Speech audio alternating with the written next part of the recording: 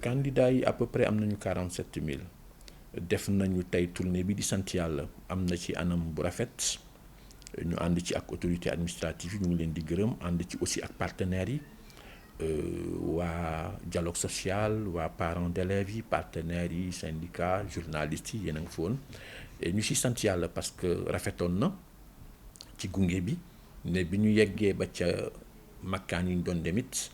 lañ fa fekk dal na xel te sedd na xol dañuy njëkki ci ki nga xam ni mooy ki sabab bés bi muy ndongo li bañ fa demee fekk nañu ndongo yi nekk ci condition quand même nga xam ne alhamdulilah rabbil alamin mucc na ayib parce que ñoom ñëpp dikk nañu fekk nañ leen fa ñu ñëw agsi ci waxtu ya daanaka kenn manqué wul tuut safa manqué donte manqué du tuut nekkul ay candidats officiels ay candidats libres la maanaam xëy dañu dikk ci seen coobare pour defaloon seen bopp examen bi xëy ci diggante bi faratay àdduna wala yeneen jamp wala nekk nañ ca la leen gënal ba tax xëy na dikkunu mais loolu yëpp lu ñuy leeral la xëy na mais candidats officiels yëpp dikk nañu ba ñu dikkee it fekk nañu fa seen way jàngalekat yi leen waroon na gunge ci saytu gi ngir nekk fa ay surveillant dikk nañu ca nombre bañ leen convoqué woon egsi nañu ca waxtu wañ leen woyo woon ratio yi nga war a am maanaam salle bu ne la fa war a am nekk ci surveillant ci par rapport ak nombre d'élèves yi ma nga fa woon et gunge nañu élèves yi tâche secrétariat yi ñu prévoir oon def fekk nañ leen ca ñu nga ca ñu waroon surveiller aussi fekk nañ leen ci classe yi ñu ngi ci bu leelu weesoo classe yi aussi fekk nañu communauté bi taxaw tem nettoyer école yi defar douche yi parce que itam xale dafay soxla boppam classe yi bale nañ ko taabal yi nettoyer nañ leen bale nañu classe yi bale nañu cours bi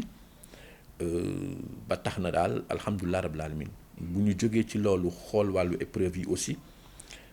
épreuve manqué wul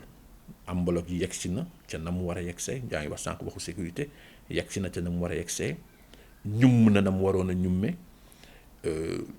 bañ ko ubbee it la ca fekk ca biiri épreuve doy na sëkk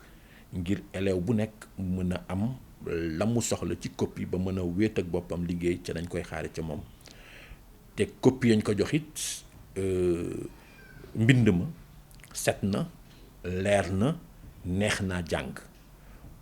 li ci des alhamdulilah rabbil alamin comme ñoom jàng nañu ba fi mu toll nii tematal nañ seen programme di ñaan rek yàlla mu def ndam ak sutura defal leen ay résultats yu baax mu doon mbégte ci ñoom nekk njëriñ ci ñoom nekk mbégte ci waajur yi njaboot yi ak ci réew mi ak àdduna bi yëpp incha allah. fii ci biir Thiès gis nañ ni lim bi ci côté jigéen ñi dafa yokk lu waral loolu. loolu li ko waral mooy suñu réew moo ni tëddee géographie xam nañu ni ci li ñuy woowee pyramide des âges ñun ci suñuy xeeti réew jigéen ñi ñoo ëpp góor ñi kooku dafa am loolee bu amee war na mën a feeñ ci bépp organisation boo téye kon ñun école en tant que organisation mën ñu ci mucc naam xëy na am na jamono demewul woon noonu donte ci société bi jigéen ñi ñoo ëppoon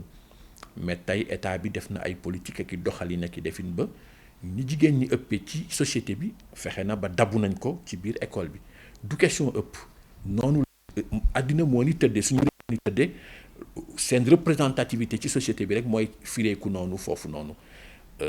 te kooku dañ ciy sant yàlla parce que nag dañuy wax ni loxoy takk tubéy mooy takk séer góor baax na jigéen baax na loolu du kii trop dañ ciy sant yàlla sax au contraire parce que nag suñuy jigéen jàng góor ñi jàng dafay tax réew mi dafay gën a ñoŋ rek kooku amul problème lu rafet la bu ñu dajee ca penc ma ñëpp mën a siggi ndax ñoon laay ñaan yàlla parce que li may wax xale yi rek bu ñu demee ci centre yi loolu laay wax xale yi ma ni leen na kenn ku nekk def waru garam parce que ñu ngi woon wéet ci classe yi di liggéey nekk ci fu ne di liggéey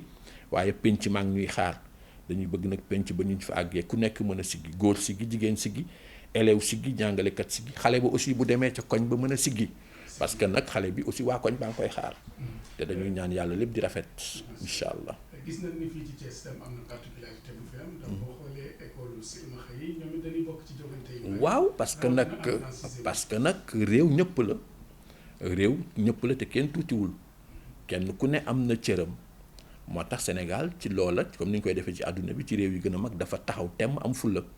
di jàngal way laagoom ci ni muy jàngale njàccaar yi ndax nag cër la rek waaye wàññiku cër taxul nit wàññeeku ndax xel ci ñëpp a koy am puso ni ñu koy waxee bu réer ku ne mën na koo for. Sénégal côté yoobu daf ci am taxaw ba nga xamee ni ñi ngay am laago yi di leen dugal système bi.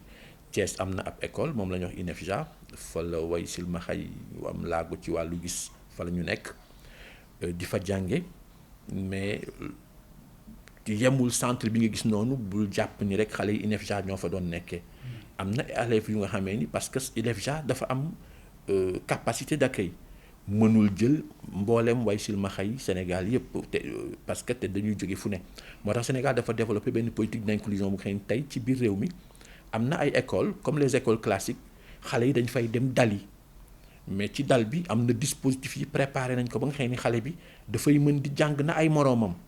ni ñuy joxe moroomam kaye moom dañ koy jox jumtuwaayu boppam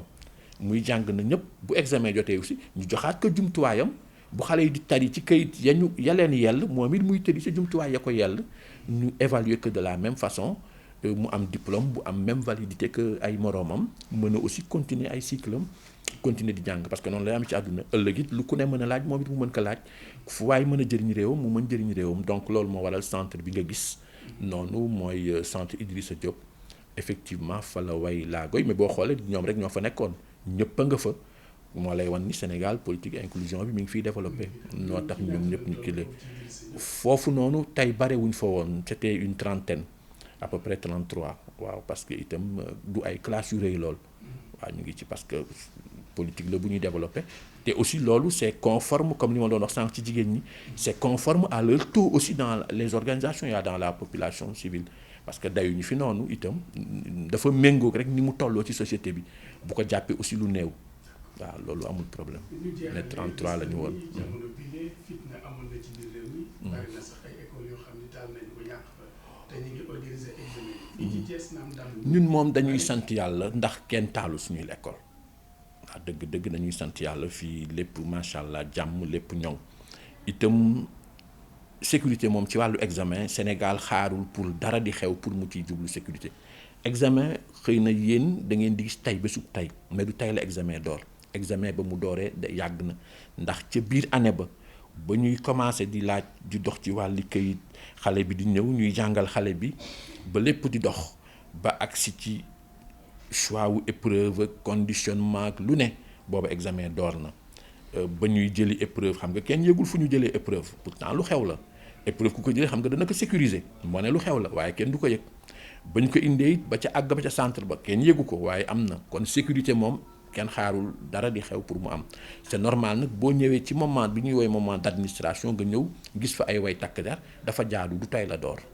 mais ça n'a rien à voir avec quelque événement que ce soit sécurité moom ak lu mën a am examen dañ ko ciy kii parce que examen du bésub caaxaan li jaasa mooy li gën a rëy ci lu waay di dox ci buy jàng parce que mooy bésub tari mooy bésub sotal mooy bésub sóoratu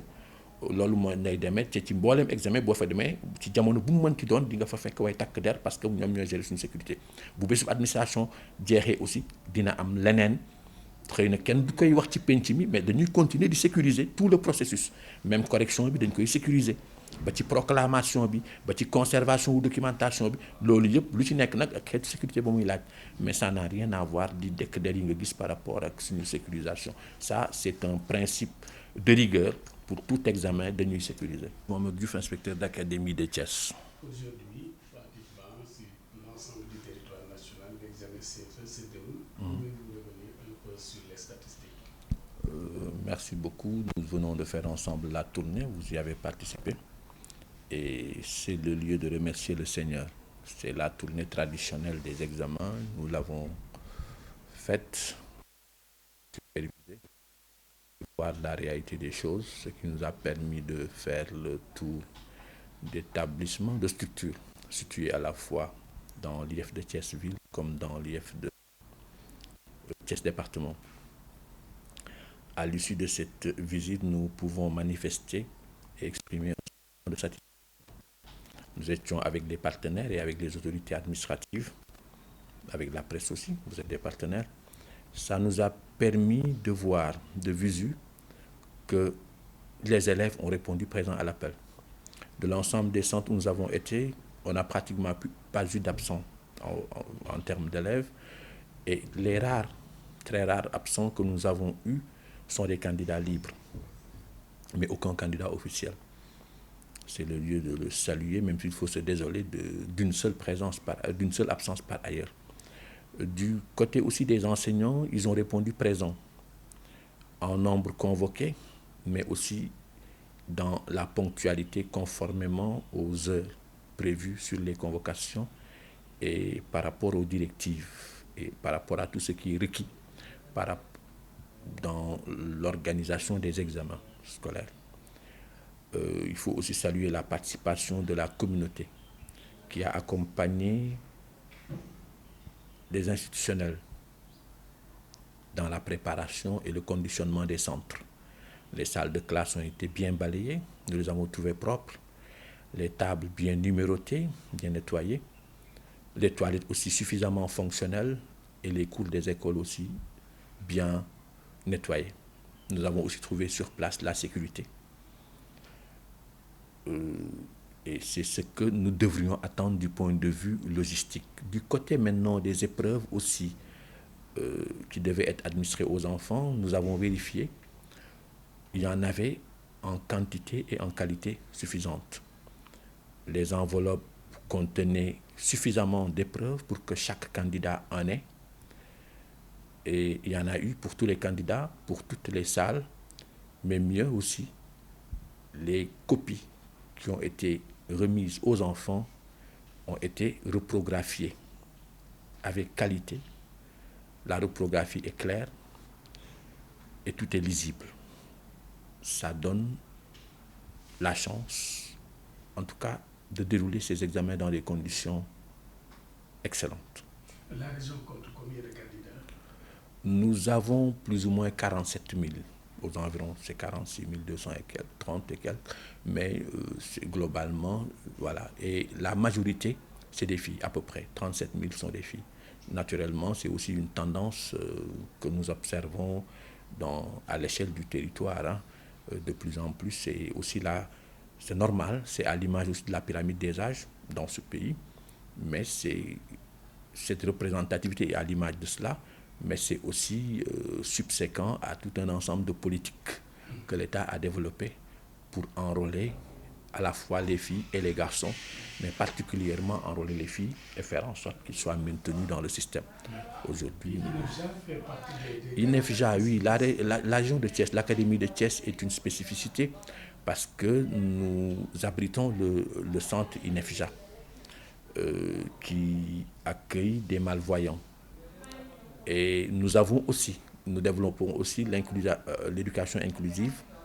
parce que dans nos structures classiques, nous recevons aussi des élèves qui ne fréquentent pas l'INEFJA, mais qui, dans les mêmes conditions que tout autre élève, font la classe, et souvent même c'est de très brillants élèves. Ces élèves-là, aujourd'hui aussi, étaient présentés par leur établissement, au même titre que ceux qui viennent de l'INEFJA, et nous les avons vus au niveau du centre Idrissa Diop, et c'est là où ils composent. Avec les événements récents qui ont secoué le pays, est-ce que vous avez pris des dispositions sur le plan sécuritaire? Vous savez,